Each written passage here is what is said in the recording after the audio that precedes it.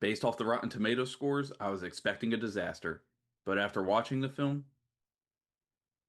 what were the critics smoking?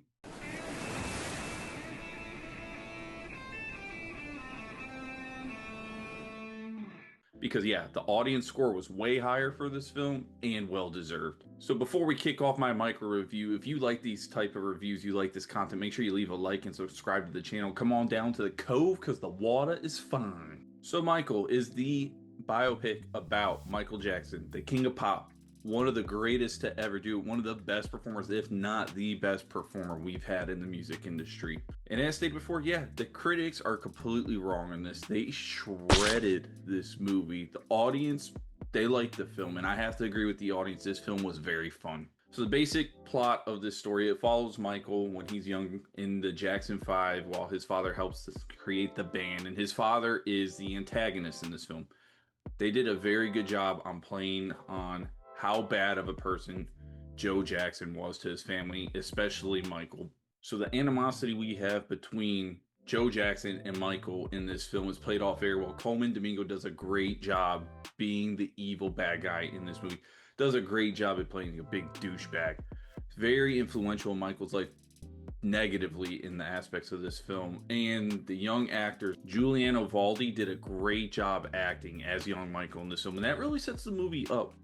Because if you don't get that emotional connection to young Michael and say the acting's bad in this, it could throw off the entire film because the film is shot with this perspective of Michael trying to escape from his father's control throughout his whole life. So if it doesn't work in the beginning of the film, it could throw off everything else in the film and just make it a slog to get through. Thankfully, we don't have that issue here. So with the control that Michael has with him, looking like a young superstar at the young age he was at 10 in the film, he basically had his childhood taken away from him. And throughout the film, Michael's portrayed as like never really growing up, and that's because he had his childhood taken away from him. The beginning scenes is him watching kids outside playing and having fun, and his father's controlling them and getting them to practice these songs so he can get them ready to take them on tour and just kind of exploit them.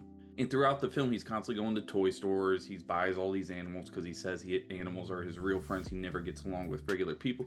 And you really sympathize for him because you can understand with him having his childhood taken away, you don't really get all the fun and stuff you should have. So he's trying to recreate that in his later years. But as we get into Michael's teen years, early adult years in this movie, I have just got to start off and say Jafar Jackson, jaw-dropping performance.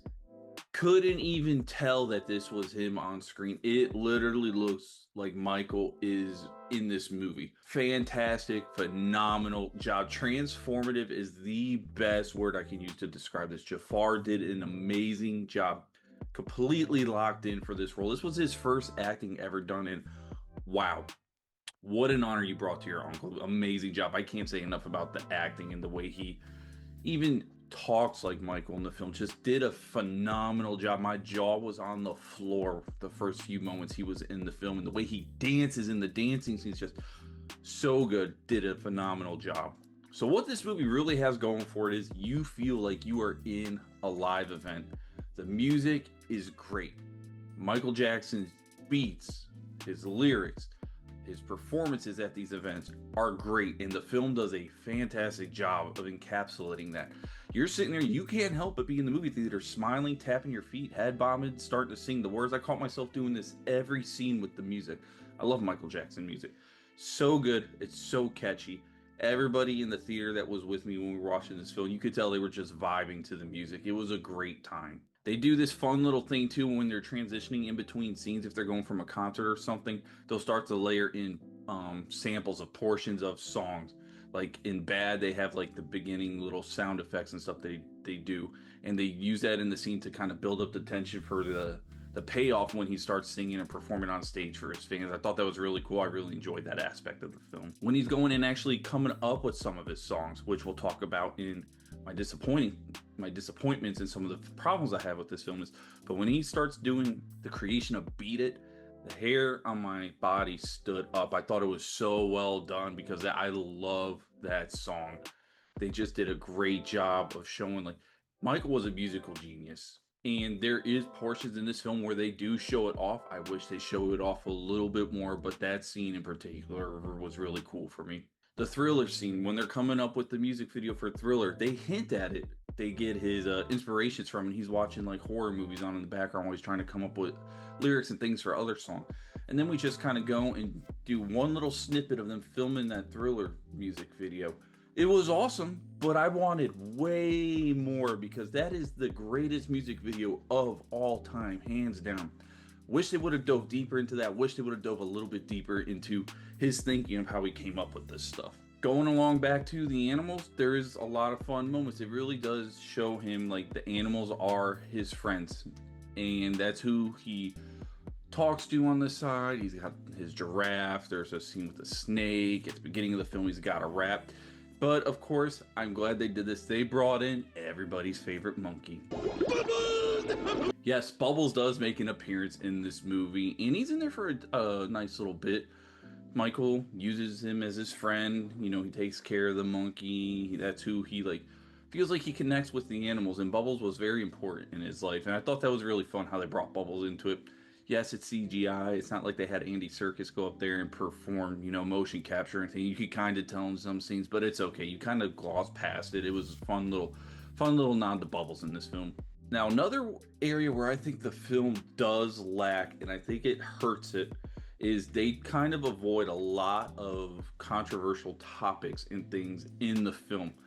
That has to do with some of the legal reasoning. If you haven't heard, this movie was just about to be finished. They were about to close everything up, and then there was a scene in here near the end where they did include something with one of the accusations of Michael, and that was breaching contract because they weren't allowed to do that. So they actually had to spend 22 days of reshoots and redo the film. So that's why the film came out later than expected. I do wish they would have dove into some of that. I don't know if there's plans for that to be done in the future, because at the end of this movie it does say his story will continue. I don't know if they were hinting at like his real life, like that wasn't it. He went on to be like the most famous icon ever in the music industry, or if they were hinting at like, hey, we have plans to make more movies if, you know, the Jackson estate agrees to allow us to tell some of these other stories, because there's a lot of dark stuff that's in Michael's past. He's not a figure without controversy, as are many of these stars, and think it would have helped the film a little bit more if they dove into both sides, because this movie does seem to pick most of the highlights throughout his career and show it in that aspect. Some of the ones they did include, though, that I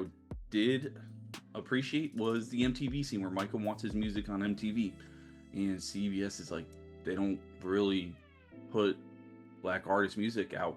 This was an actual problem back in the day. They dive a little bit deeper into it with, hey, Michael's like, I want my music on there, and he's very adamant about that. And then the CBS producer goes and like makes a threat that he will take all of the rock artists that he has in there, like David Bowie, names a few of them. He'll pull them all if he doesn't start showing Michael's music. I like that. Now, what I wish they would have done was dive in deeper onto the impact that Michael made in the music industry as a whole, because that right there probably set the precedent and helped get MTV from going away from not showing, you know, black musicians music and all this. And they hit little slivers of it. They never really go into it, and that's with a lot of things in this film. You don't see the impact that Michael made on the music industry as a whole, which really kind of hurts, because he has a ginormous footprint in the musical world, and I wish they would have dove a little bit deeper on that. What we also do get is one of the big scenes that's scary is when he gets burned from a project he does with Pepsi again, because Joe Jackson forces him to go on tour with his brothers. He gets burned pretty bad. He was close to dying. They say if his clothes had caught fire, he wouldn't even be here with us. And the scene where Joe Jackson is talking to the doctor, and the first thing Joe says is he going to be able to perform again? And the mom's like, Joe, oh man, that scene, it got me fired up. I wanted to come through the screen, punch him right in the face.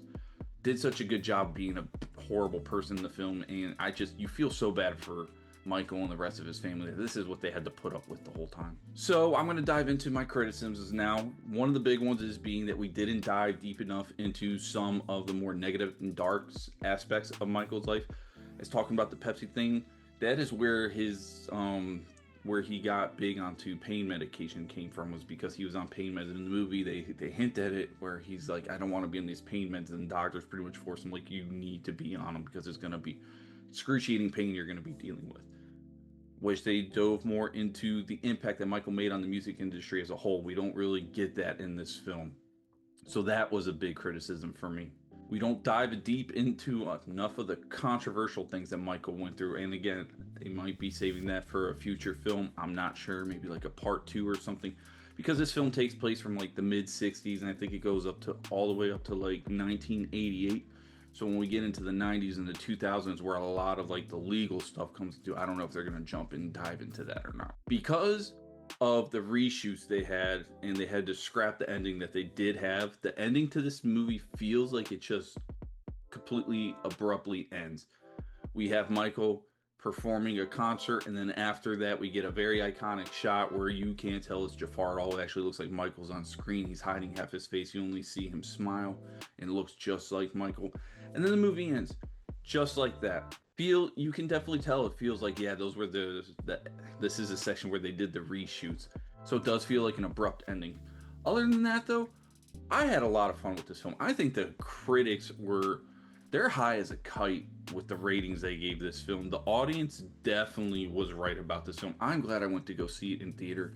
You should go see this in theater. It's very fun, and you do feel like you're in a concert. The music is great. It's gonna get everybody in a great mood, vibing with the music. You're gonna toe tap, you're gonna headbang, you're probably gonna start singing. His music was just that iconic. I'm gonna go ahead and give Michael an 8 out of 10. Very fun movie. I think it's definitely worth going to see in theater. Is it one of the greatest biopics ever made? Arguably, I have not seen very many, so I do think this is one of the best ones that I have personally seen.